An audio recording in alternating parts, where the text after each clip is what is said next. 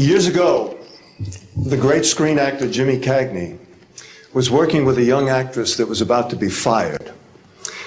He went to the director and said, "Let me talk to her." And he walked over to the actress and he said, "Look, it's simple. You walk in the room, you plant your feet, look me in the eye, and tell the truth." The logo of the X-Files is "The truth is out there." The truth is out there. I'm going to paraphrase. The truth is in here. You're about to hear the truth. I'm an actor. My name is John Cipher. For 7 years, I walked through the door, planted my feet, and tried to tell the truth as Chief Daniels on Hill Street Blues, as General Craig on the hit sitcom Major Dad. I was 2 years on Dynasty, year on Knots Landing. I've done 5 afternoon soap operas, 12 Broadway shows, and 20 films. One of the Broadway shows I did was the great musical Man of La Mancha on Broadway. I was Richard Kiley's original understudy. I sang the words to dream the impossible dream, to fight the unbeatable foe, to bear with unbearable sorrow, to run where the brave dare not go. I'm here to introduce your host this morning, Dr. Stephen Greer. He's a man who is running pell-mell where the brave dare not go. He was an emergency room physician. In fact, the director of emergency medicine at a major hospital in North Carolina. 3 years ago, he sat his wife and his 4 daughters down and said, "I've been doing this part-time, running after the truth, for 7 years now. Now I'm going to do it full-time." He walked away from all that money to pursue the truth. I always think of Hamlet's great line to Horatio, "There are more things between heaven and hell than are dreamed of in your philosophy, Horatio." I'm going to introduce a man who says, there are more things between heaven and hell than any of us have accepted. And I have the witnesses and the documents to prove it. Ladies and gentlemen, Dr. Stephen Greer.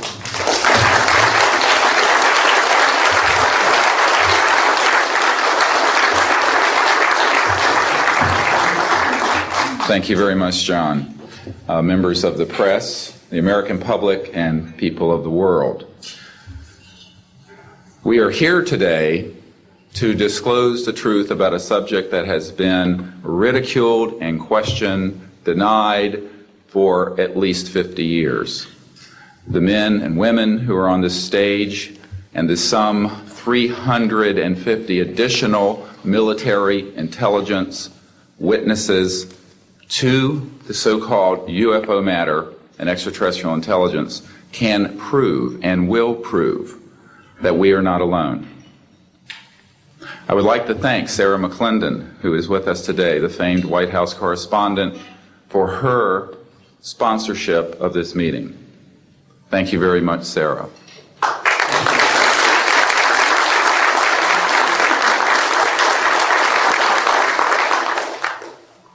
In 1993, a group of military advisors to this project and I met out in the countryside in Virginia, and we decided that it was time for civilians, military, intelligence, and other people to come together to disclose the truth about the subject which is called UFOs. Since that time, I have personally briefed a sitting director of Central Intelligence, James Woolsey, President Clinton's first CIA director. I have personally briefed the head of the Defense Intelligence Agency, the head of Intelligence Joint Staff, members of the Senate Intelligence Committee, many members of Congress, members of the European leadership, the Japanese cabinet, and others. And what I have found is that none of them are surprised that this is true, but they are uniformly horrified that they have not had access to these projects.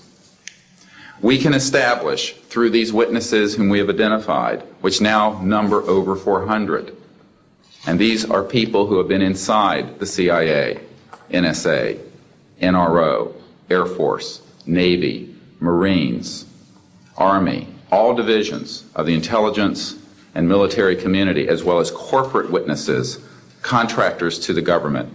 And these are folks who have been involved in so-called black budget or covert unacknowledged projects. These unacknowledged special access projects are taking in at least $40 to $80 billion per year. And they are sitting on technologies that can change the world forever. The reason we are coming forward now is that we are asking for the U.S. Congress and for President Bush to move towards an official inquiry and disclosure on this subject. It has the most profound implications for the human future, for the U.S. national security, and for world peace. Specifically, technologies connected to UFO and extraterrestrial vehicles, if declassified and used for peaceful energy generation and propulsion, would solve the looming energy crisis definitively, would end global warming, would correct the environmental challenges that the Earth is facing. It is also critical that we begin to debate as a society the propriety of placing weapons in space. If indeed, as we can prove, it is true that we are not alone and that space is territory which we are sharing with other civilizations, it could be a very imprudent, destabilizing thing to place weapons in space. This is not being debated because it is off the national and international radar screens. It needs to be placed on it, and we are here today to do it. We can establish through this testimony that these objects of extraterrestrial origin have been tracked on radar going thousands of miles per hour, stopping and making right-hand turns, that they use anti-gravity propulsion systems, which we have already figured out how they work in classified projects in the United States, Great Britain, and elsewhere. That these objects have landed on terra firma, at times have been disabled, and have been retrieved specifically by teams within the United States, that extraterrestrial life forms have been retrieved, and their vehicles have been taken and studied thoroughly for at least 50 years. We can prove through the testimony and documents that we will be presenting that this subject has been hidden from members of Congress and at least 2 administrations that we are aware of, presidential administrations, and that the Constitution of the United States has been subverted by the growing power of these classified projects, and that this is a danger to the national security. There is no evidence, I wish to emphasize, that these life forms from elsewhere are hostile towards us. But there is a great deal of evidence that they are concerned with our hostility. There are times when they have neutralized or rendered inert the launch capabilities of intercontinental ballistic missiles. Witnesses here today will describe those events to you. They have shown clearly that they do not want us to weaponize space, and yet we are proceeding down that dangerous path. And it will be established that these projects, because they have not been supervised properly by the Congress, by the U.S. President, by the international community, have become a threat to the national security. And for this reason, we feel we must disclose the facts. This is the beginning of the campaign for disclosure. And in a memo that I wrote to President Bush last week, I've stated that this campaign will persist until our goals are met, and they are as follows. That we have open, honest hearings on the subject in the U.S. Congress. That there be a permanent ban on the weaponization of space or the targeting of any objects of extraterrestrial origin. That there be a full and complete study of classified technologies connected to this subject to see how they could be properly declassified and applied for peaceful energy generation so that the world may get off of fossil fuels in enough time to prevent greater ecosystem damage, or war over the looming energy crisis, which is sure to sweep the Earth in the coming decade. This is a matter of the most pressing import. It has been ridiculed, yes. I know many in the media would like to talk about little green men. But in reality, the subject is laughed at because it is so serious. I have had grown men weep who are in the Pentagon, who are members of Congress, and who have said to me, what are we going to do? Here's what we will do. We will see that this matter is properly disclosed, and these courageous witnesses, the first 21 of over 100 that we have already interviewed on videotape, have stepped forward to speak the truth. Now, I expect people to be skeptical, but not irrationally so, because these men and women have come forward and they have their credentials, they can establish who they are, and they have been first-hand witnesses to some of the most important events in the history of the human race.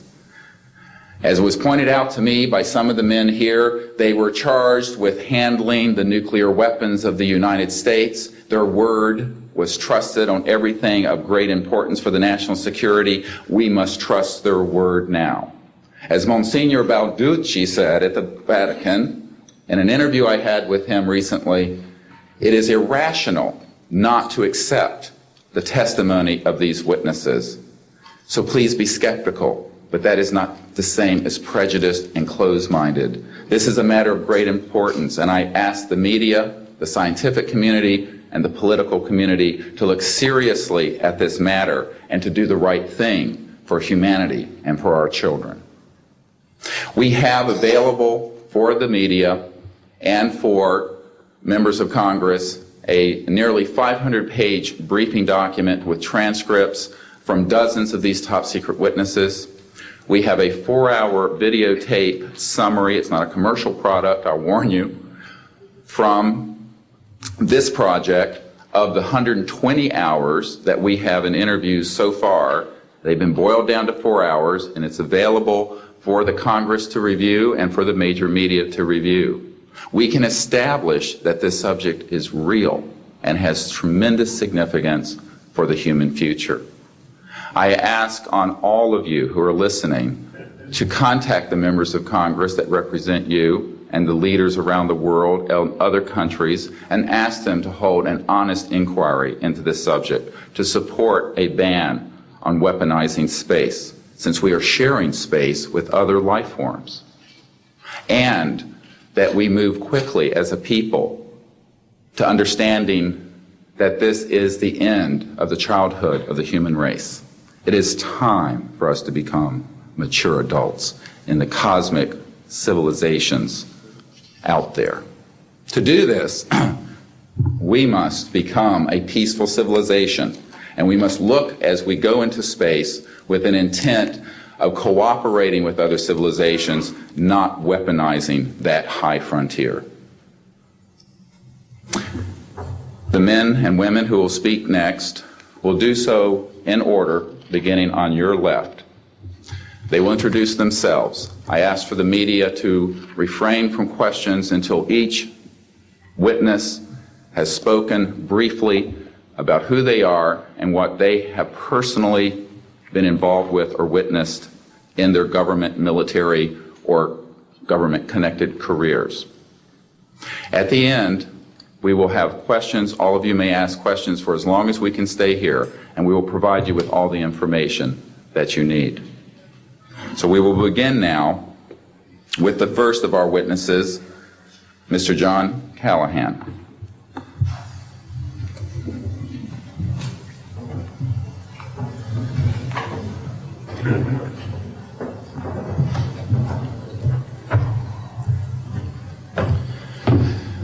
My name is John Callahan. I'm a retired FAA employee. I was the division manager for the Accidents Evaluation and Investigation Division in D.C. About 2 years before I retired, I received a call from Alaska region where the region wanted to know what to tell the media. When I questioned, tell the media what, he says about the UFO and It went downhill from there. What UFO? It turned out I told him what any government employee would do at that time was to tell them it's under investigation. And then I had him send all that data to the FAA's tech center in Atlantic City. The next day, my immediate boss, service director, Javi Safir, and I went to Atlantic City. I had just purchased a new video camera, and I videoed the event.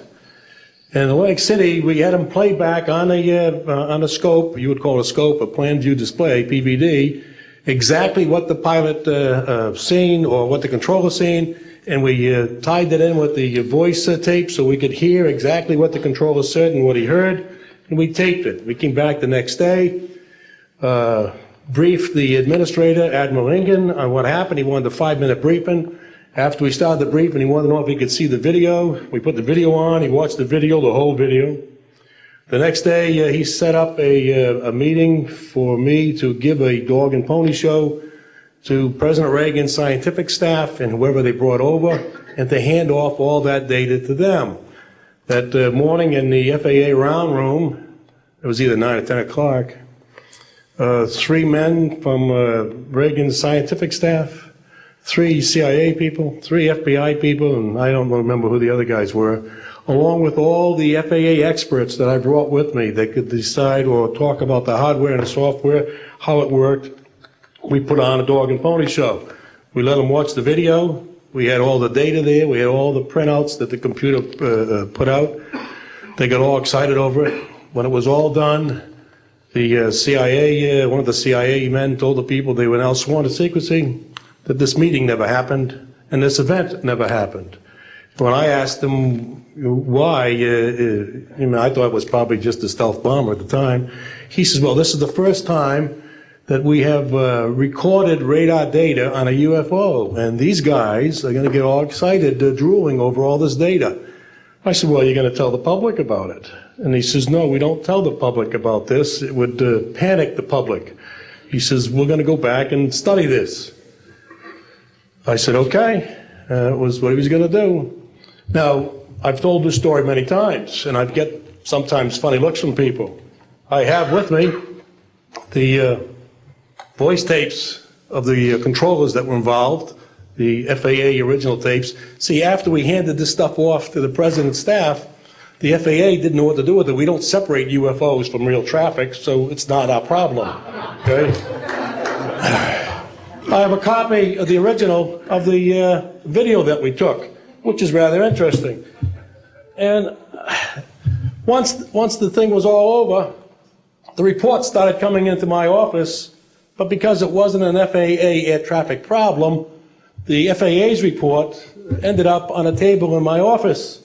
And it stayed there until I retired, when one of the staffers packed up all my gear and helped it move to my house.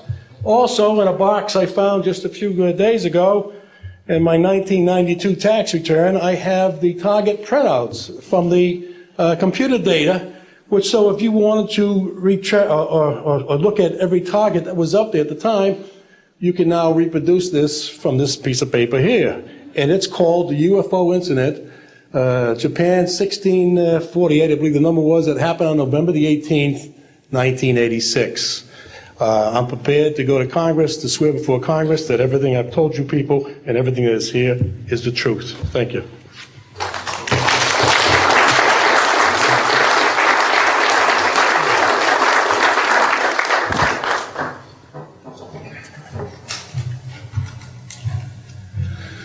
Good morning.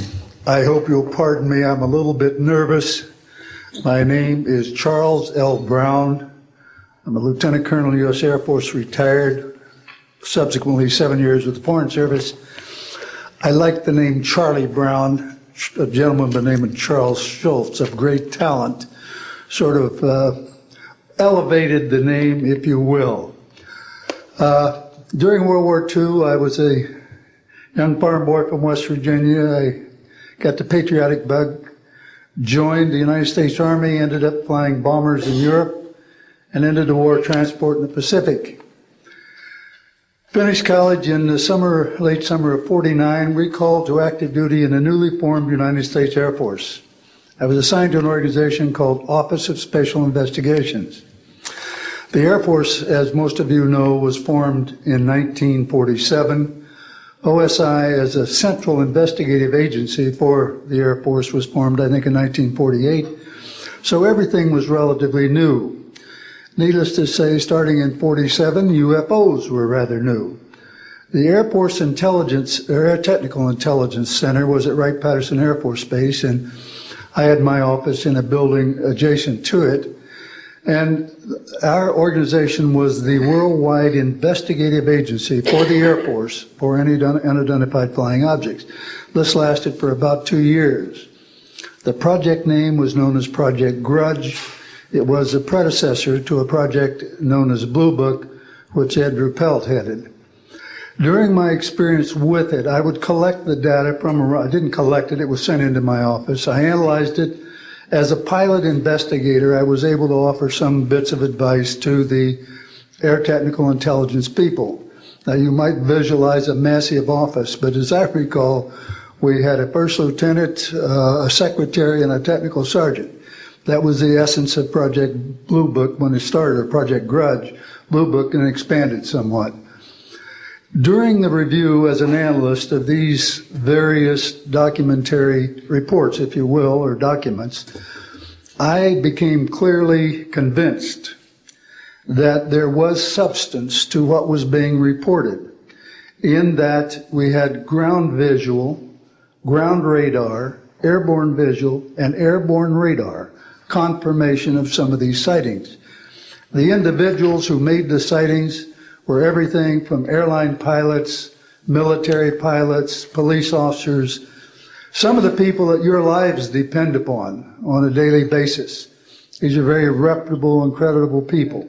I hope that the testimony here from very credible people will convince you of that and will further Steve Greer's disclosure project, in that pressure needs to be brought to bring this to the attention not only of the Americans, but of people all over the planet.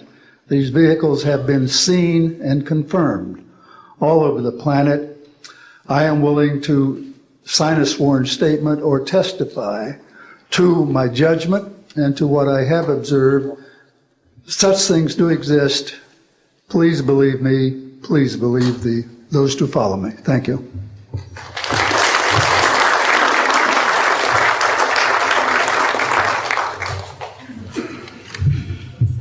My name is Michael Smith. I was in the Air Force, a sergeant from 1967 to 1973. I was aircraft control and warning operator. While I was assigned to Klamath Falls, Oregon, in early 1970, I arrived at the radar site, and they were watching a UFO on a radar that was hovering at about 80,000 feet. It sat there for about 10 minutes and then slowly descended until it dropped off the radar. It was gone for about 5-10 minutes, and then instantly reappeared at 80,000 feet, stationary. The next sweep of the radar, it was 200 miles away, stationary. It hovered there for about 10 minutes and redid the whole cycle twice more. When I found out what you normally do when you see a UFO, I was told that you notify NORAD, you don't necessarily write anything down, you don't write anything down, and you keep it to yourself. It's a need-to-know basis only. And NORAD one night called me about later in the year to let me know as a heads up that there was a UFO coming up the California coastline. I asked them what I should do about this. They said, nothing, don't write it down, it's just a heads up. And then late 1972, while stationed at the 753rd Radar Squadron in Sault Ste. Marie, Michigan, I received a couple panicky calls from police officers who were chasing 3 UFOs from Mackinac Bridge up I-75. So I immediately checked the radar, confirmed that they were there, called NORAD, and they were concerned because they had 2 inbound B-52s going to Kinslow Air Force Base. So they diverted them because they didn't want any proximity of the two. And that night I answered many calls from the police department, sheriff's department and stuff. And my standard response was that there was nothing on radar. And I will testify to this under oath to a congressional hearing.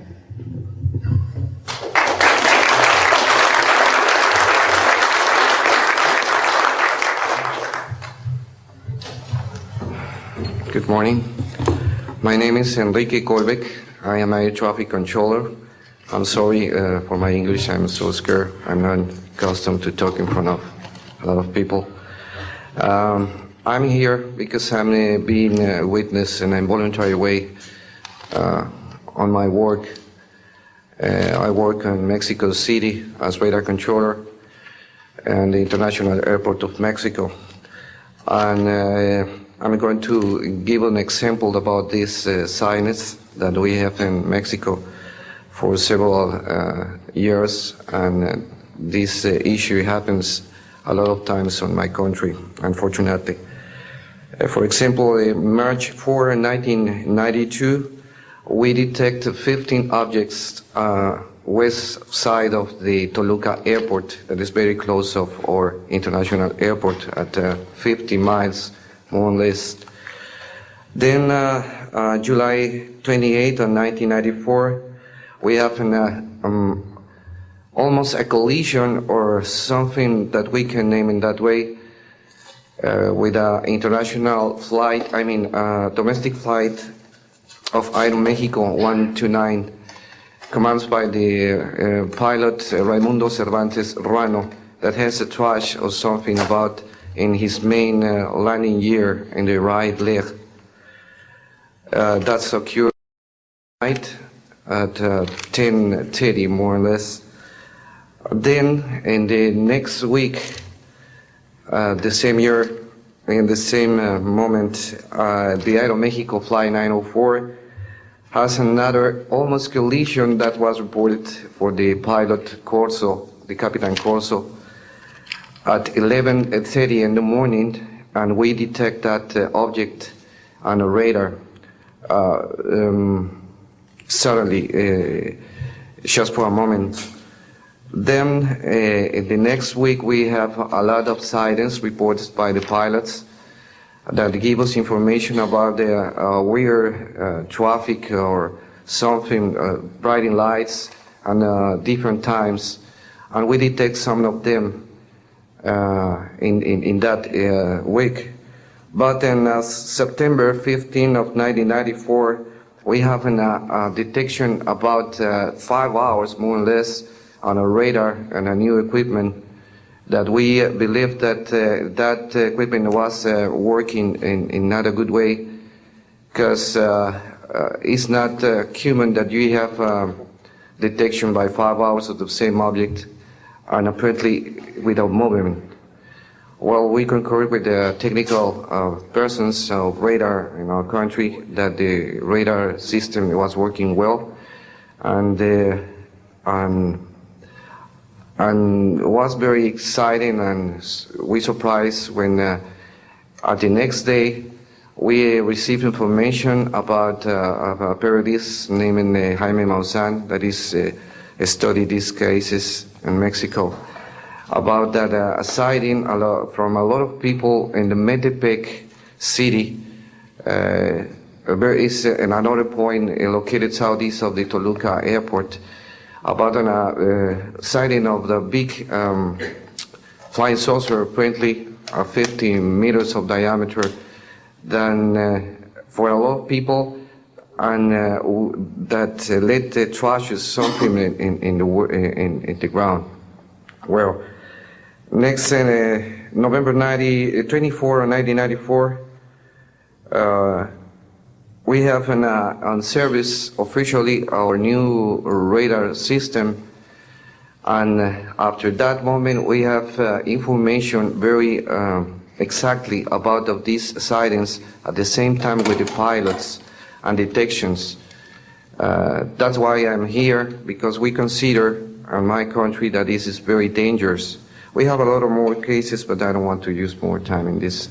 But it's very important that the people the world knows these events and consider that could be very dangerous for aeronautical situation, especially in my country. I don't know why in my country that's occur frequently, but the point is that happens, and we consider dangerous, and we had only, unfortunately, one trash, but we don't want to have another more. Thank you very much, and I'm sorry for my English.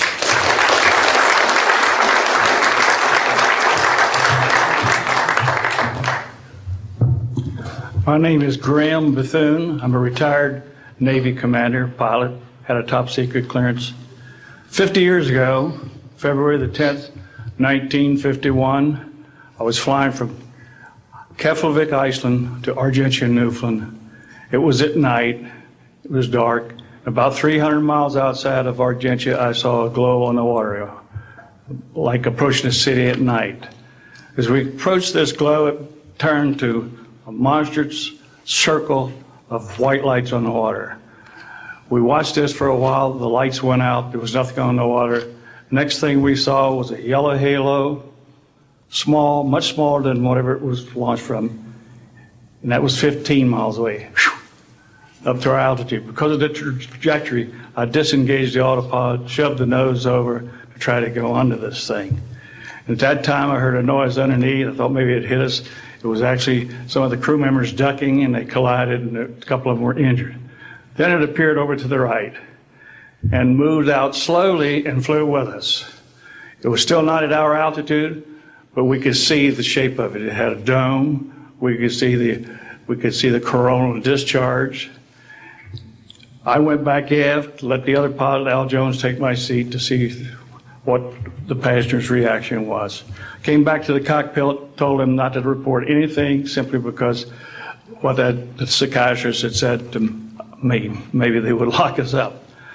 So basically, the instruments in the cockpit, we had 4 or 5 failures. In the area of magnetic compass, the electromagnetic effect, an area of directional finders, and this type of thing.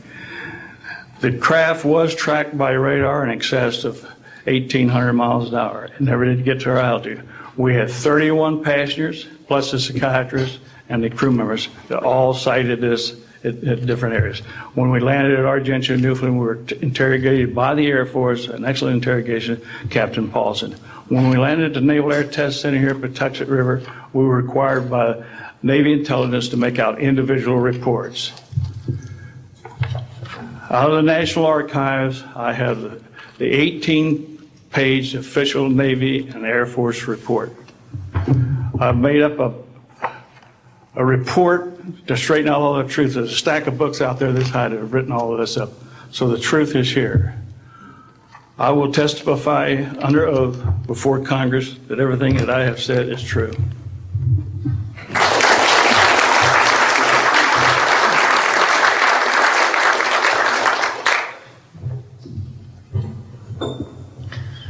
My name is Dan Willis. I was in the United States Navy. I held a top secret crypto level 14 extra sensitive material handling security clearance. I worked in the code room at the Naval Communications Station in San Francisco. In 1969, I received a priority message from a ship near Alaska that was classified as secret. The ship reported emerging out of the ocean near port bow, a brightly glowing reddish-orange elliptical object, approximately 70 feet in diameter, emerged out of the water, shot into space, traveling at about 7,000 miles per hour. This was tracked on ship's radar and substantiated. Years later, I worked at the Naval Electronic Engineering Center in San Diego for 13 years. The co-worker who I worked with worked at the NORAD facility. When he first started working at the facility, he noticed objects going on the screens that track everything out in space and in the air, objects going off the scale, doing right-angle turns. When he inquired, his older supervisor advised him that, quote, it was just a visit from one of our little friends. He thought this was a little unusual. These statements are true and willing to testify under oath before Congress. Thank you.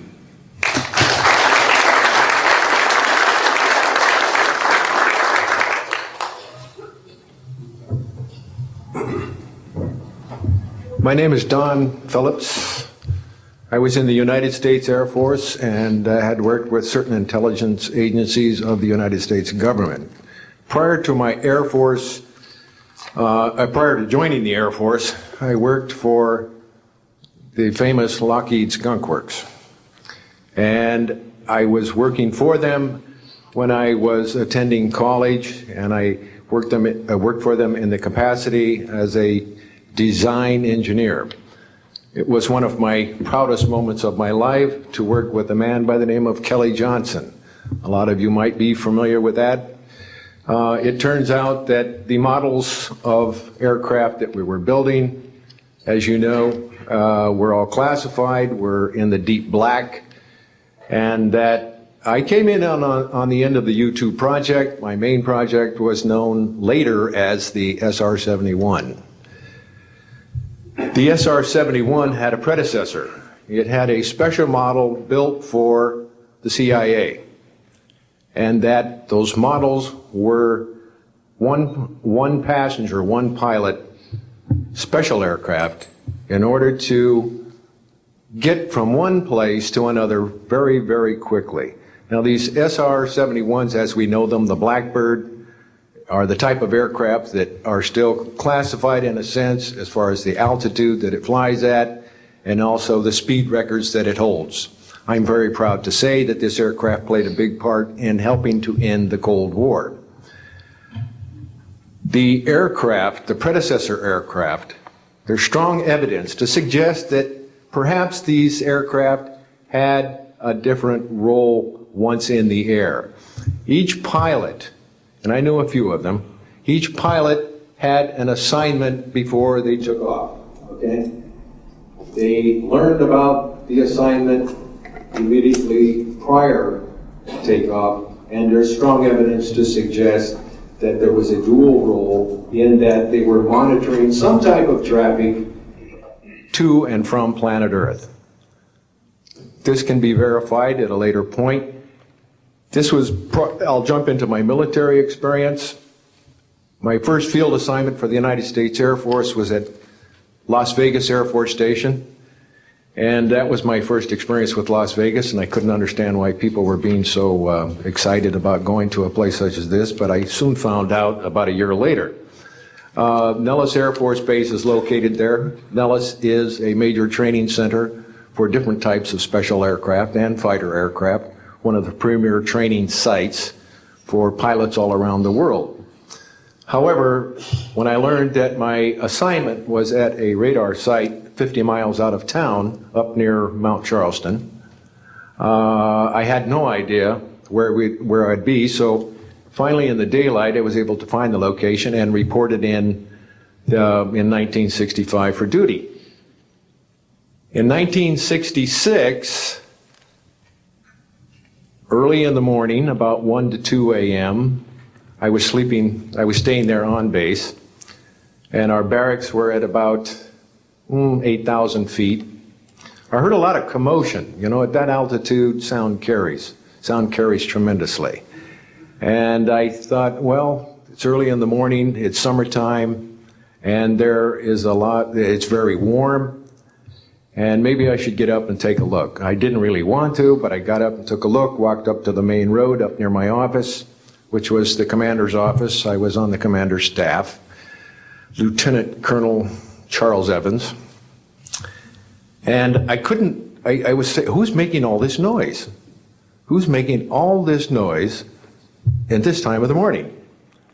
So when I got within about 50 yards of the 4 or 5 people that were standing there, one being the chief of security, they were looking up in the air, and I said, gee, their heads are all looking at the same direction. Well, I looked up to the west, northwest, and to my amazement, there were lights flashing around the sky, moving at anywhere from what seemed like 2,400 to about 3,800 miles per hour.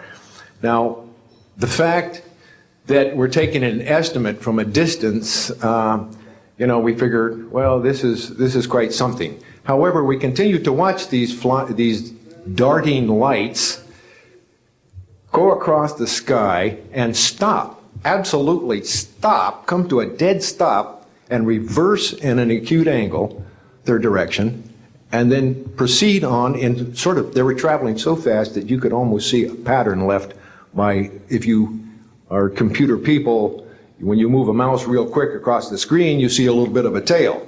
Well, that's exactly the way these 6 or 7 craft worked. After 5 minutes of watching these things, they all seemed to group up to the west-northwest, okay? They started to come in on a circle. But what I would like to point out is that where they were putting on their display in the north-northwest sky, just directly east of that is what is known as Area 51. Area 51 is a AEC name, okay? Atomic Energy Commission. That was the old name for Atomic Energy Commission. We knew it as the Groom Lake Flight Test Facility in the Air Force. And it was where we tested our aircraft after we got the prototype made from the Skunk Works. So here are these, let's get back to the circle in the sky. What they did was coalesce and started rotating in a circle, and then they disappeared. Well, I thought, gee, this is something that we have to keep quiet, and that was verified by the Chief of Security.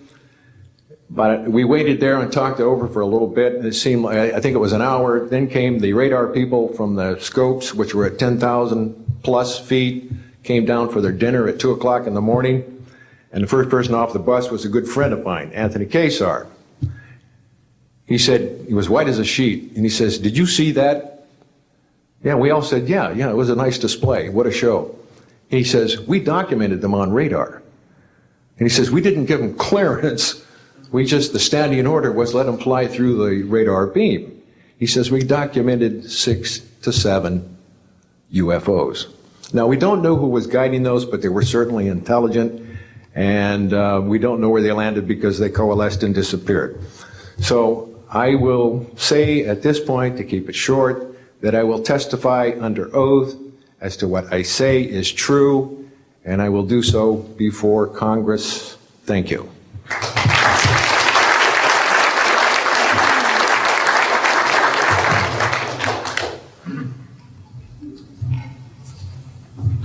My name is Robert Solis. Contrary to what it says on the card, I was not a lieutenant colonel in the Air Force. I was in the Air Force active duty after I graduated from the Air Force Academy in 1964 until 1971 and separated as a captain. In March of 1967, I was stationed at Malmstrom Air Force Base, Montana, as a missile launch officer, Minuteman missiles. On an early morning of March 16th, 1967, I got a call from my security guard, primary security guard upstairs. We had about 6, as I recall, flight security airmen upstairs. I was downstairs 60 feet underground in a capsule monitoring and controlling 10 nuclear-tipped Minuteman missiles. I got a call that morning that they were seeing strange lights flying in the sky. I disregarded that call. Told them to call me when something more significant happened. I got another call subsequent to that call, and this time it was a more intense tone in the guard's voice. It was very clearly very frightened. He said there was a bright, glowing red object hovering outside the front gate. It was oval-shaped. He had all the other guards out there with their weapons drawn. Right after that call, I woke up my commander, who was on a rest period, Fred Mywald, a retired colonel now, and told him about the phone calls. As I was telling him about the phone calls, my weapons started going down, one after the other. They went into a no-go condition, what we call a no-go condition. They were unlaunchable. We lost somewhere between 6 and 8 weapons that morning. within minutes of having received that second phone call of a UFO hovering outside the front gate. Again, that morning, after reporting it to the command post, we were informed that a very similar incident happened at Echo Flight. I was at Oscar Flight. They lost all 10 of their weapons under similar circumstances, very similar circumstances, where UFOs were sighted over the launch facilities. They had maintenance crews and security crews out there that had spent the night, and they were reporting UFOs over those sites. And the commander of that flight was Eric Carlson. He also separated as a captain, and the deputy commander was Walt Fiegel. He retired as a lieutenant colonel. We have those witnesses that I just mentioned, the names I just mentioned, have spoken of this event before, and they will back up this story. We also have documentation that I received through FOA requests from the Air Force outlining the Echo Flight incident, and including in that documentation a reference to UFOs. We have telexes covering this incident, and in one telex it says the fact that no apparent reason for the loss of 10 missiles can be readily identified is cause for grave concern to this headquarters. This was from SAC headquarters. So we've got those telexes. I've got about 12 witnesses that'll verify parts of this story, including of a man who investigated the incident afterwards for the Air Force, and you'll hear a little bit more about that from the next witness. And also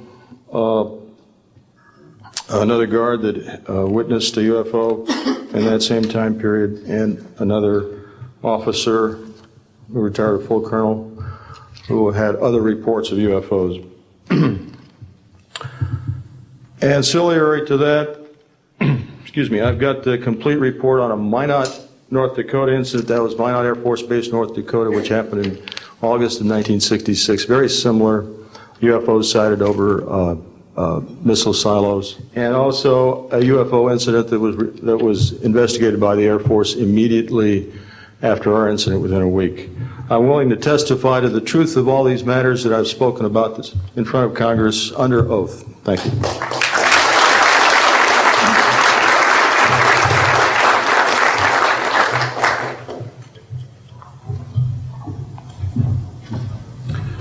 Good morning. My name is Dwayne Arneson.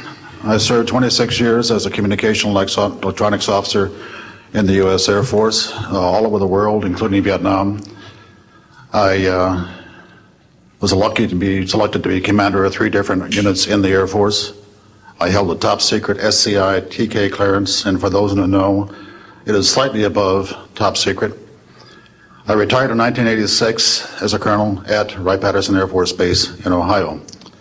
I would like to relate about 3 different experiences, if you will, that relate to UFOs. As a young lieutenant over in Germany, Ramstein Air Base, Germany, back in the early 60s, I was in charge of the cryptographic center. I had a top secret crypto clearance at that time, and I can clearly recall seeing a message that went through my crypto center which said that a UFO had crashed on the island of Spitsbergen, Norway, and the team of scientists were coming to investigate it. Going forward to the 1967 timeframe, I was assigned to the 28th Air Division at Great Falls, Montana, and I was the officer in charge of the communications center there. Also, I was a top secret control officer for the division. I had a crypto account. I was an account custodian, and I also passed out nuclear launch authenticators. During that time, I can recall seeing a message come through that communications center which said, basically what Bob just got through talking about, is that a UFO was seen near the missile silos and the missiles were deactivated. Coincidentally, The person that Boeing sent to investigate the particular missile conditions, if you will, what made them shut down, was my first manager at Boeing, Mr. Bob Kaminsky, who has since passed away. And I can recall him on different occasions. He lived close to me in Auburn, Washington. That's where I'm from. And he said, Arnie, he says, those missiles were perfectly clean. That was the result. So the last incident concerned when I was as a commander of the unit in Great Falls, or in Caswell Air Force Station, Maine. I had contacts with the security police at Loring Air Force Base, and they told about UFOs that were seen near the nuclear weapon storage areas on Loring Air Force Base. And I'd be glad to testify to Congress that this is absolutely the truth. Thank you.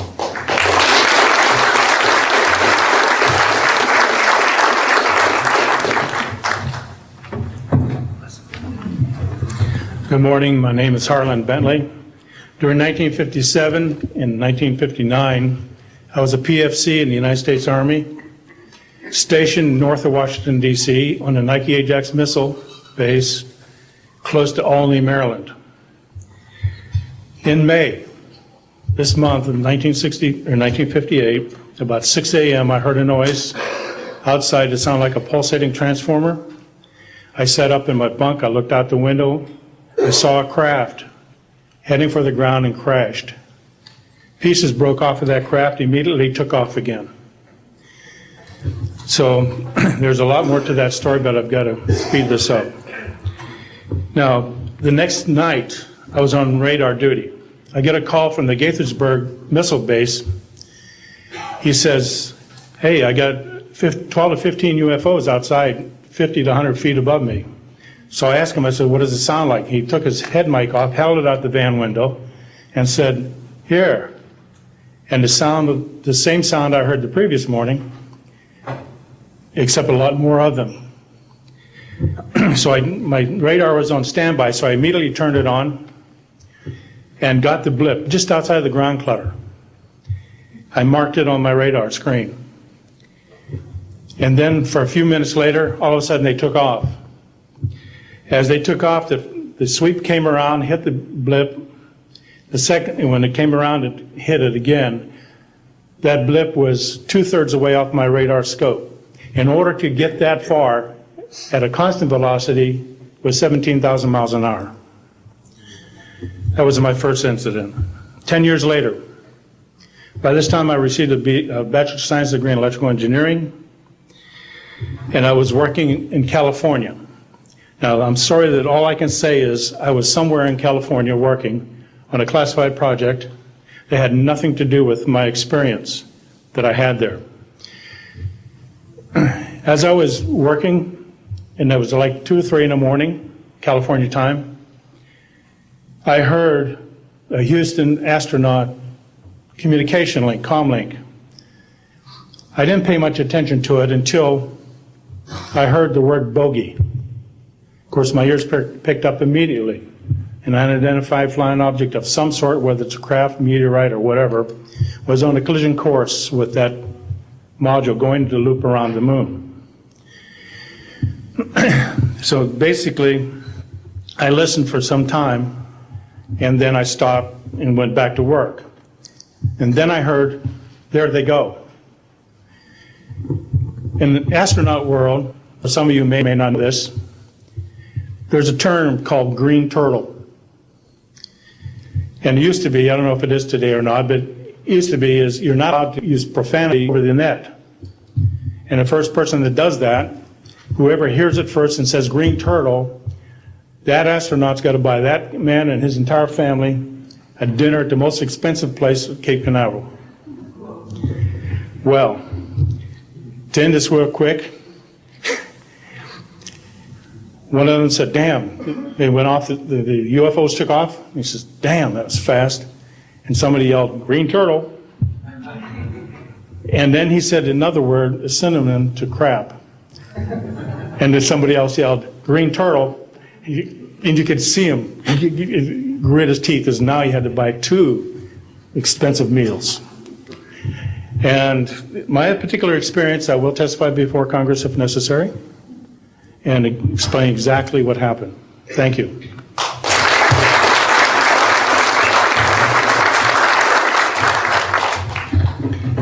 My name is John Maynard. I'm a retired Army. I retired as a Sergeant First Class. For my entire 21 years of service, I held a top secret clearance. Compartmentalized at times to as high as TK, Omni, Crypto, and others. I had access to very, very sensitive documents. My testimony is basically two-pronged. One, I retired from DIA in 1980. Or when as an administrator you take over an office, you take over everything and you sign for everything. And I signed for well over 2,000 documents. In order to sign and inventory those things, you have to read them. Not word for word, but basically I went through every document to make sure that it was complete. It was there as they told me. I turned my charge over to the next person. Those same documents were there. So I got quite a good knowledge of what was going on in those documents, and believe me, there are many, many different references to UFOs.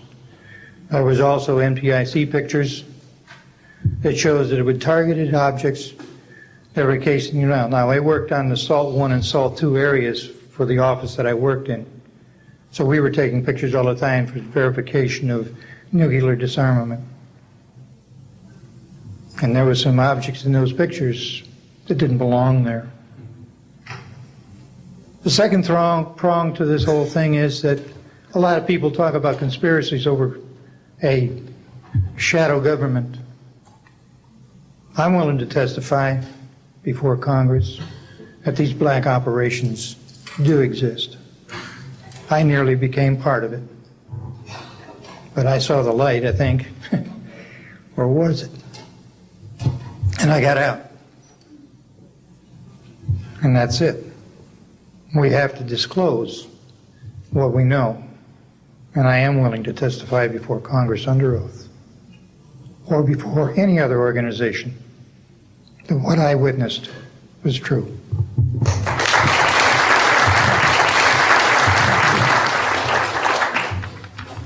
Good morning. My name is Carl Wolf, and I was a precision electronics photographic repairman with a top secret crypto clearance in the United States Air Force. I was stationed at Langley Air Force Base in Virginia. In 1965, in mid-1965, I was loaned to the Lunar Orbiter Project at NASA on Langley Field. Dr. Colley was in charge of that project. They had problems with a piece of electronic equipment that was bottlenecking their production of photographs. I went to the facility, and when I walked into the facility, there were scientists from all over the world. I was stunned, actually, to see people at a NASA project from all over the world. It didn't make any sense to me initially. I was taken into the laboratory where the equipment was malfunctioning. I couldn't repair it in the dark. I asked to have it removed. Airman second class was in the dark room at that time. I was also an airman second class. I was interested in how the whole process functioned, how the data got from the lunar orbiter to the laboratory. I asked the young man if he'd describe the process to me. He did. About 30 minutes into the process, he said to me, in a very distressed way, by the way, we've discovered a base on the backside of the moon. And then he proceeded to put photographs down in front of me, and clearly in these photographs were structures, mushroom-shaped buildings, spherical buildings, and towers. And at that point, I was very concerned because I knew we were working on compartmentalized security. He had breached security, and I was actually frightened at that moment. And I did not question him any further. And a few moments later, someone did come into the room. I worked there for 3 more days, and I remember going home and naively thinking, I can't wait to hear about this on the evening news. And here it is, more than 30 years later, and I hope we hear about it tonight. And I will testify under oath before Congress that what I'm saying is the truth.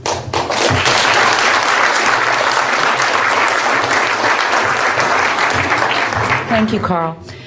Good morning, everyone. My name is Donna Hare, and I worked at Philco Ford Aerospace from 1967 to 1981. During that time, I was a design illustrator, draftsman. I did the launch slides and landing slides, and also projection plotting boards, lunar maps for NASA. We were a contractor, but most of the time I worked on site, in Building 8. I had the opportunity to do extra work during downtime, which was between missions, and I walked into a photo lab, which was the NASA lab across the hallway. I had a secret clearance, which is not that high, but I was able to go into restricted areas, which this was. At the time, I was talking to one of the techs in there, and he drew my attention to a photograph, a NASA photograph. It had a dot on it, and I said, "What is that?" Well, he drew my attention to it, and I said, "Is that a dot on the emulsion?" And he said, and he's smiling, and he has his hands crossed, and he said, "Round dots on the emulsion don't leave round shadows on the ground." And this was an aerial photograph of the Earth, I'm assuming the Earth, because it had pine trees on it, and the shadows of the craft, or whatever it was, were in the same angle as the trees. And by its very nature, UFO, and I wanted to clarify that to a gentleman that was talking to me, means unidentified. So I did not know what this was. But I realized at this point that it's very secret, that it was kept secret, because I asked him, "What are you going to do with this piece of information?" And he said, "We always airbrush these out before we sell them to the public." So they're pesky little creatures appearing on this photograph they wanted to get rid of. After that, I decided I would ask questions to other people that work there. And I found that I had to ask them away from the site and not on site. A guard told me that he was asked to burn some photographs and not to look at them.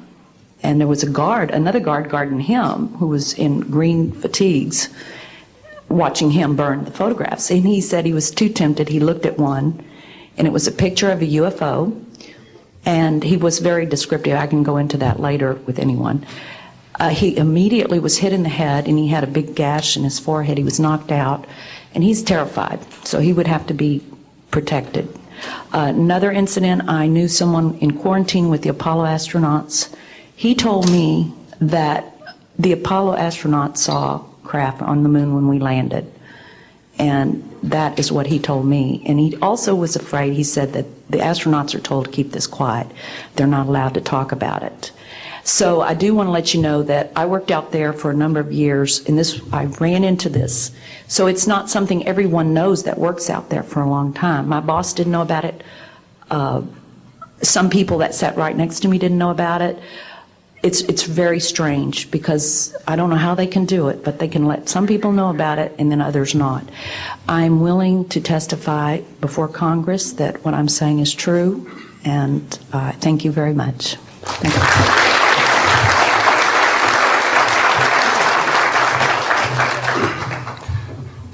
Good morning, ladies and gentlemen, and members of the press.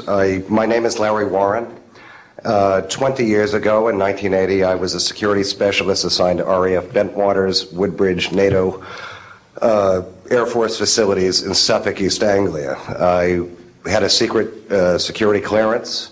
I guarded our backline nuclear weapons that were stored there at the time, without the knowledge of the people of Great Britain. I went through a portion of a 3-night UFO event where objects made incursions over our WSA, fired pencil-thin beams of light into them, and adversely affected the ordnance, possibly. These objects were on the ground on 2 different nights. Potentially there was another life form seen. This is an unpopular truth. These events were of extreme defense significance to not only Her Majesty's government, but this government as well, and they are still shrouded in secrecy. They are very complex, they are very vast. This is more about a human rights issue than just a UFO issue. 20 years ago, this room would be empty. I see a turn in history. This is history in motion, but unfortunately it's history with a security classification.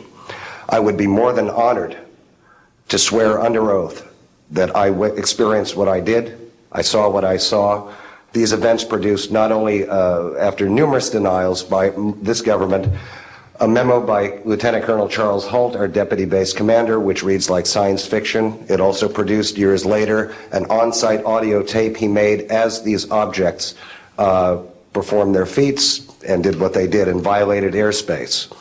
These events are of extreme defense significance. I hope my brothers in arms that went through these events will be given immunity at some point and be able to join us here. It is an honor to share the stage with all of these people. And I think for all of our children, my son Dennis, God bless you, son, we can change the world. You're heroes for being here also, and I will testify in front of Congress if asked to. God bless. Thank you.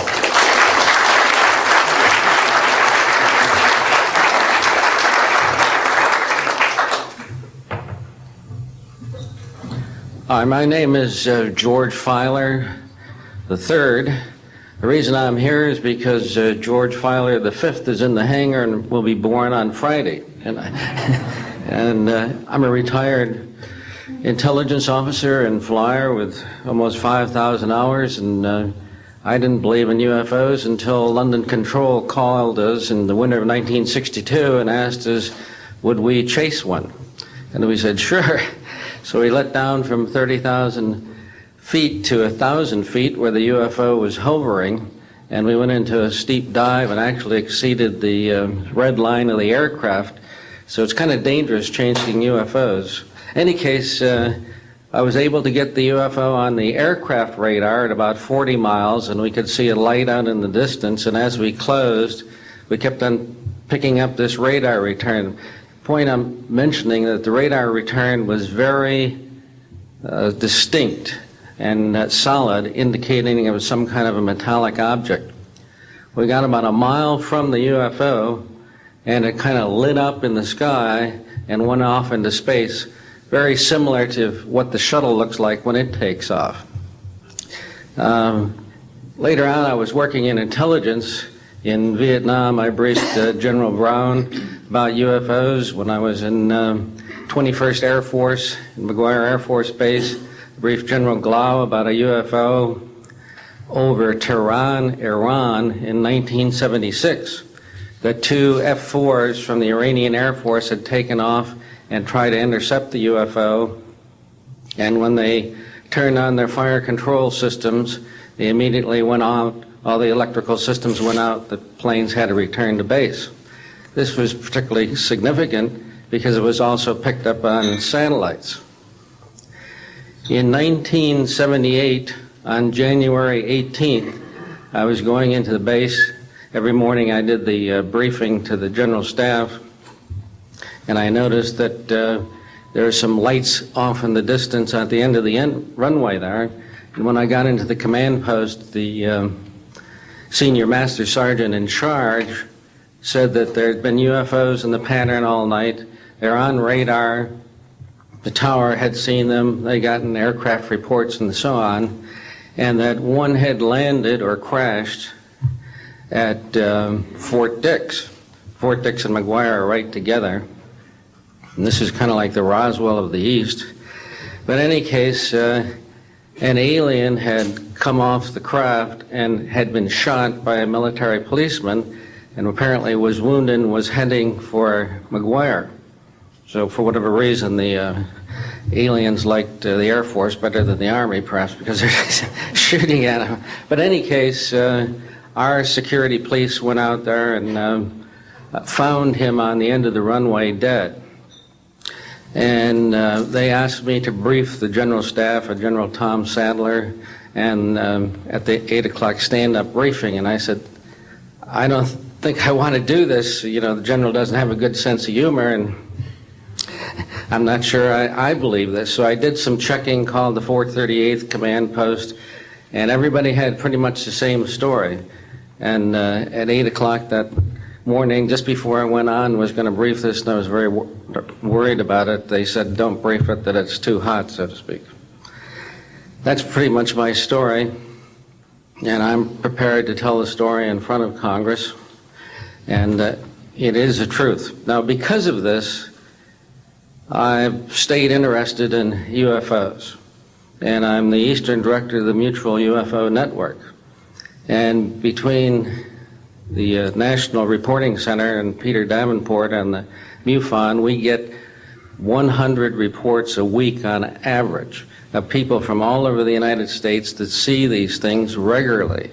And if you start checking, they're out there and they're low, and people are seeing them all the time. And these are highly qualified people, all of whom essentially give us the reports by email. Thank you.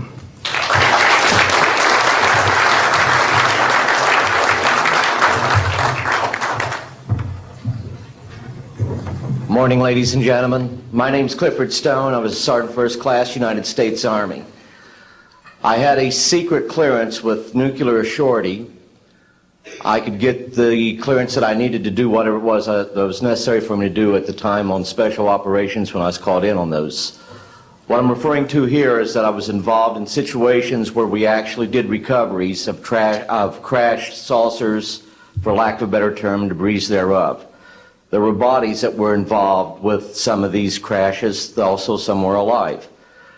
While we were doing all this, we were telling the American public there was nothing to it. We were telling the world there was nothing to it. I'd like to go into detail on some of the cases, about the nuts and bolts cases right here, but I will be available if you have any questions concerning my involvement in this. You can talk to Dr. Greer to arrange for me to get to talk to you. But the whole situation is, we've set back, we've told the American people that there's no such thing as UFOs. I've been involved where we have recovered these objects. We know them to be of extraterrestrials. In 1969, I had an event that happened to me while I was stationed at Fort Lee, Virginia. We went to Indiantown Gap, Pennsylvania. That would be my first exposure to any time that we would be recovering an unidentified flying object. When we went there, we already had people that was already in the facility. We were a backup team, which was supposed to be NBC, because there was supposed to be some nuclear materials that was on board this craft. Later on, most people involved were to be told that there was nothing on board it. It was nothing more than just a crash of one of our aircraft. I know better, because I was one of the people that approached it with a Geiger counter to get surface readings. I was the first person to go ahead and see that there were bodies on it. That would be the first of approximately 12 events. UFO crashes are not events that take place every day. They're rare. I know we're not alone in the universe. I know that the absence of evidence is not evidence of absence. It's evidence that has been denied to the American people.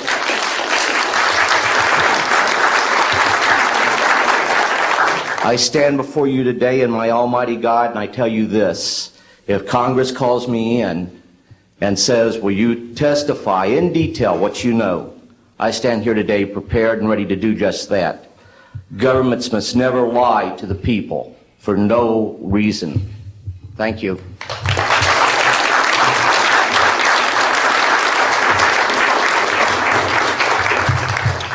Good morning. My name is Mark McCandlish, and for the last 21 years, I have worked as a conceptual artist for a variety of defense contractors. I've been involved in conceptual artwork of the production thereof for Rockwell on the X-30 program, and also on the high-step program. That's spelled HYSTP, means Hypersonic Testbed Program. During the course of my career, I've twice had a secret security clearance.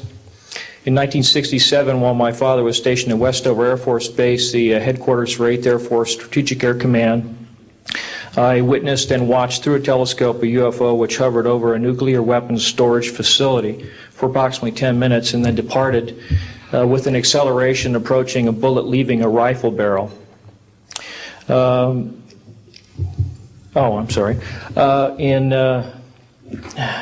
1988, in November, a college buddy of mine, an associate by the name of Brad Sorensen, informed me that he had personally witnessed 3 flying saucers at a very large hangar at Norton Air Force Base during the course of an air show that was held on Saturday, November 12, 1988.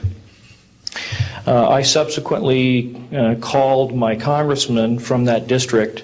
I called his office. This was Congressman George E. Brown, Jr., who at the time was the chairman of the Congressional Committee on Space Science and Advanced Technology. I naturally assumed that since this presentation that Brad talked about was for top military brass and certain congressional individuals, that his office must have coordinated this with the local Air Force Office of Public Affairs. A male staff member in Congressman Brown's office not only confirmed the exhibit, but the fact that there were 3 discs at that exhibit. These discs were hovering off the floor without any visible means of support. They were referred to as alien reproduction vehicles, also nicknamed the flux liner because they used high voltage electricity. Let's see. To keep things short, this is a diagram that I made based on a sketch that Brad Sorensen did for me in rough form shortly after he had his sighting, and subsequently cleaned that drawing up and made it much more accurate. And that's the drawing that Dr. Greer is holding there now. Later on, I obtained photographs that were taken in 1967 by a military pilot, Harvey Williams, flying a C-47 for the Air Force at 12,000 feet, approximately 25 miles southwest of Provo, Utah. This particular vehicle matches the so-called ARV in all proportions and respects in terms of the detail of the shape of the craft. And this was photographed, as I say, in June or July of June of 1967. I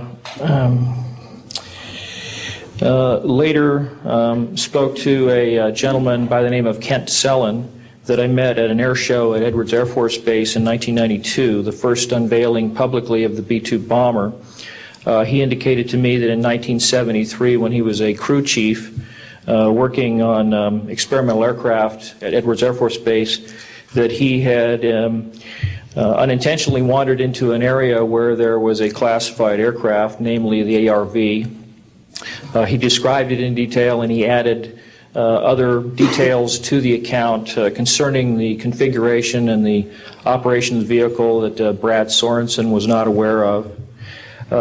Subsequently, Brad Sorensen met with the famous aeronautical designer Burt Rutan, gave him a copy of this blueprint which you've just been shown.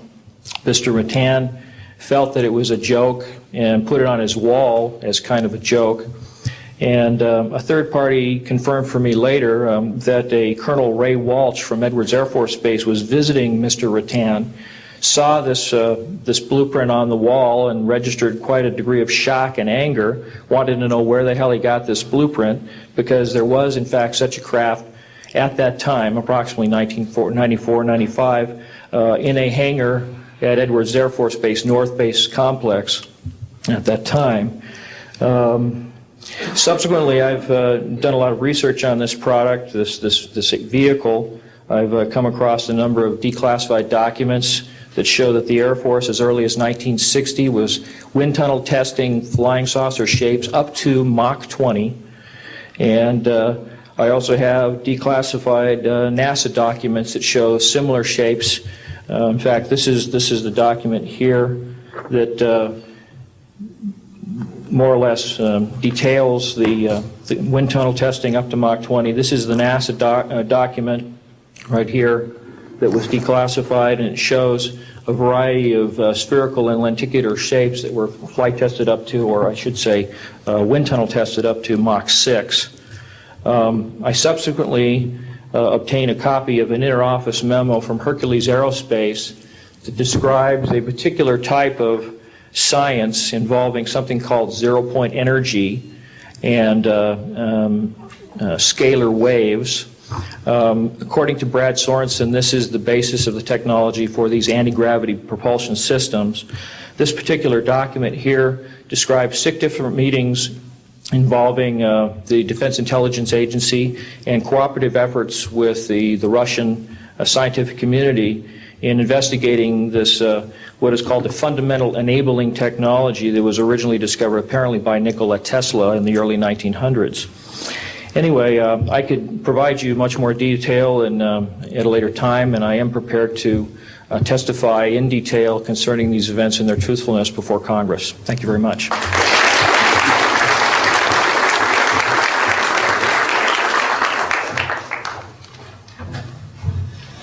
Good morning.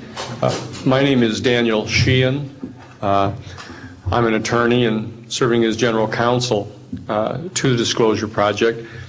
I'm a 1967 graduate of Harvard College in American Government Studies and Constitutional Law, and a graduate of Harvard Law School. And I served as general counsel and one of the co-counsel for the New York Times in the Pentagon Papers case, and was involved in briefing and arguing the case in front of the United States Supreme Court, giving permission to the New York Times to publish the classified documents, the 47 volumes of the Pentagon Papers. Subsequent to that time, I served as special counsel to the office of F. Lee Bailey as one of the trial counsels when we represented James McCord in the Watergate burglary, and got Mr. McCord to write the letter to Judge Sirica to reveal the Watergate burglars' relationship to the plumbers unit in the White House at that time. Subsequent to my service in that case, I went back to Harvard to the Divinity School to study Judeo-Christian social ethics and public policy. Did my master's work and PhD work there, and became general counsel for the United States Jesuit headquarters in Washington, D.C., assigned to the National Social Ministries Office and their Public Policy Office. It was there in 1977 that I was contacted by Ms. Marcia Smith, who was the director of the Science and Technology Division of the Congressional Research Service. She asked to meet with me, and I met with her, and she informed me that President Carter, upon taking office in January of 1977, held a meeting with then the Director of Central Intelligence, who was George Bush Sr., and demanded that the Director of Central Intelligence turn over to the President the classified information about unidentified flying objects and the information that was in the possession of the United States intelligence community concerning the existence of extraterrestrial intelligence. This information was refused to the President of the United States by the Director of Central Intelligence, George Bush Sr. The Director insisted that the President, in order to have access to this information, needed to have clearance to contact the Congressional Research Service, to contact the United States House of Representatives Science and Technology Division, to have them undertake a process to declassify this information, because the DCI suspected that the President was preparing to reveal this information to the American public. The Congressional Research Service Science and Technology Division, under the directorship of Marcia Smith, was contacted by the House Science and Technology Committee and instructed to undertake a major investigation of the existence of extraterrestrial intelligence and the relationship of the UFO phenomenon to this. I was contacted by Ms. Smith and asked, in my capacity as general counsel to the United States Jesuit headquarters, National Social Ministry Office, to see if we could obtain access to the Vatican Library, to obtain the information that the Vatican had with regard to extraterrestrial intelligence and the phenomenon of the UFOs. I pursued that with the permission of Father William J. Davis, the director of the National Office, and we were refused access as the United States Jesuit Order to the information in the possession of the Vatican Library. When I reported this to Ms. Smith, she then later subsequently asked me to participate in a project which I can go into some detail during the question and answer period or later to individuals, pursuant to which I was given access to, as a special consultant to the United States Library of Congress Congressional Research Service, to the classified portions of the Blue Book project of the Air Force. At that point, it was in 1977, approximately May of 1977, I went to the Madison building of the United States Library of Congress. There was no one in the building at that time. It was brand new. I was directed to a basement office where there were two guards at the door and a third sitting at the table who took my identification, verified that I'd been designated as a special consultant to the Congressional Research Service of the United States Library of Congress, and was admitted to the room. I thereupon found photographs, some dozen photographs, of what is unquestionably an unidentified flying object on the ground that had crashed and plowed a furrow in a field of snow, and it was embedded in an embankment. There were United States Air Force personnel surrounding this craft, taking photographs of the craft. And one of the photographs, I could see that there were some symbols on the side of the craft. And so I proceeded through the photographs and found a close-up photograph of these symbols. I'd been instructed that I was to take no notes and had to leave my briefcase and all my identification outside of this room, but I had brought with me a yellow pad. And so what I did is I opened up the yellow pad and refocused the overhead camera onto the same size as the cardboard backing of the yellow pad, and I physically traced the copies of the symbols on the side of this craft, closed the yellow pad back, put the microfiche back into the canister, reclosed the box that I had, and I said, it is time for me to leave. And I took this and proceeded to leave the office, at which point the security guard stopped me, and one of them said, what is that you have there, Mr. Sheehan?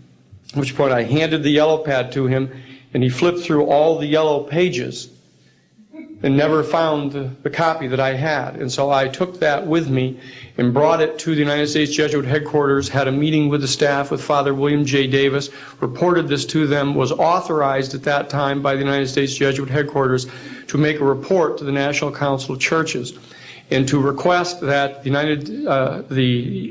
entire 54 major religious denominations of our country undertake a major study of extraterrestrial intelligence, which they declined to do. I was subsequently asked to deliver a 3-hour closed-door seminar to the top 50 scientists of the Jet Propulsion Laboratory of SETI, the Search for Extraterrestrial Intelligence, which I did do in 1977. I'm more than happy to testify under oath to these details to the United States Congress, and would be happy to meet with any members of the press at that time. You may recall I also served as chief counsel to the Karen Silkwood case, in which we obtained the rulings in the Karen Silkwood case. I also served as chief counsel in the Iran-Contra case. It was the first one to testify before the United States Congress to the existence of the off-the-shelf enterprise of Richard Secord and Albert Hakim. I'll be more than happy to share the details of what I believe to be the relationship between this off-the-shelf enterprise and the secret government, which is concealing this information from the American public. And I am happy and proud to serve as general counsel to the Disclosure Project. Thank you very much.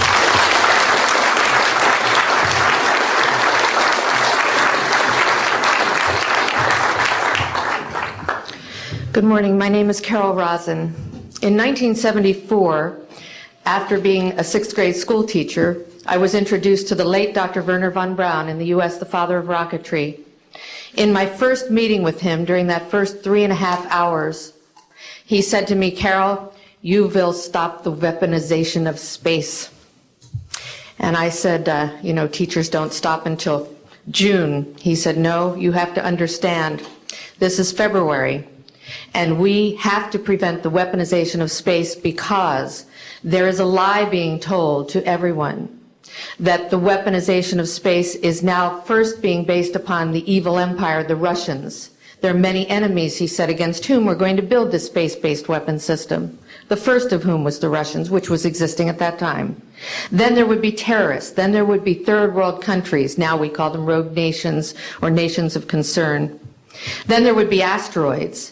And then he would repeat to me over and over, and the last card would be the extraterrestrial threat.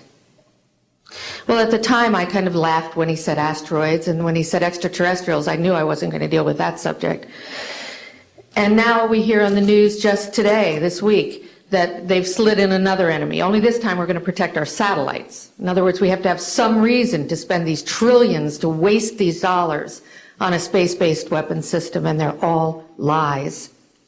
This is a system, he told me, that would never protect anyone. Even back then, he talked about suitcase bombs.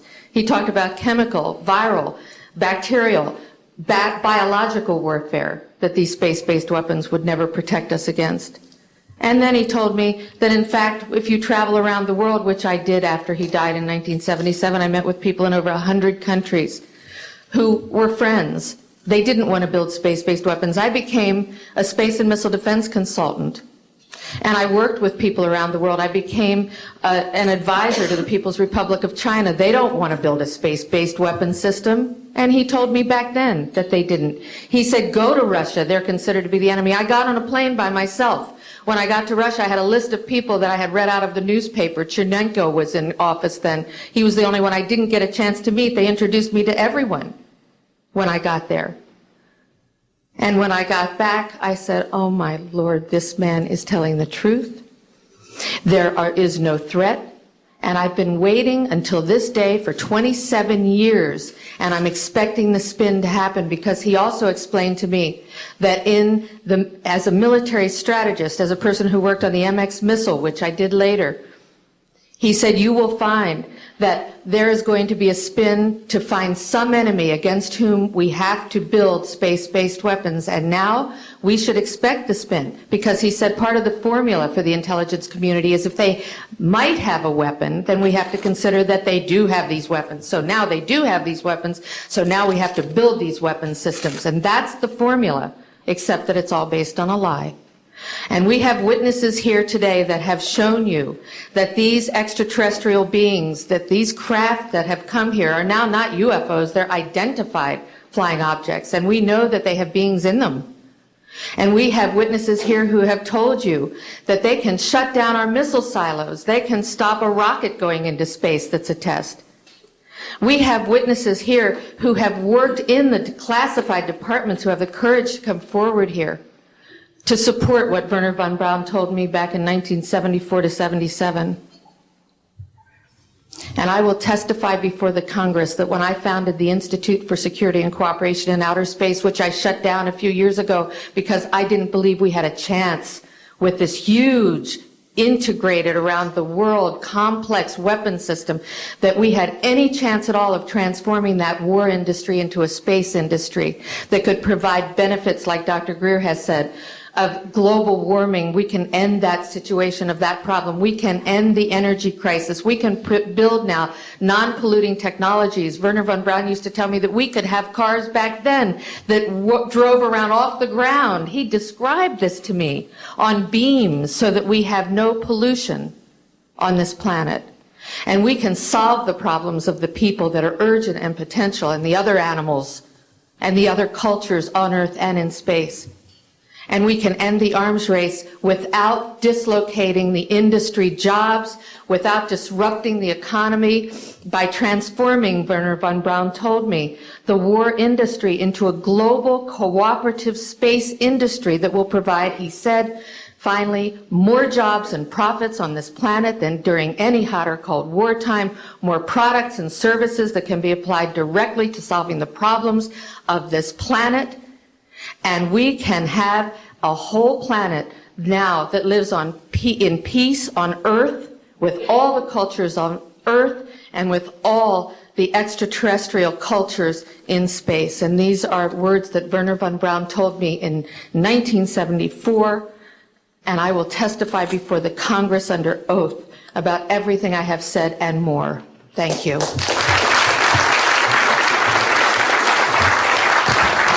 Thank you very much. I'd like to thank each of the witnesses and for your patience. We're running about 50 minutes late, and I do apologize for that. I want to emphasize that all of these witnesses each could speak for probably anywhere from 2 to 5 hours about what they have witnessed. We were trying to give you a snapshot. We have another 400 of these witnesses. I have carried this burden for 8 years. I'm now giving it to you, the American people and the people of the world, to take it forward. What I'd like to do now is open the audience for questions from the media. You may address them to me or to an individual witness as you deem appropriate. Yes, ma'am.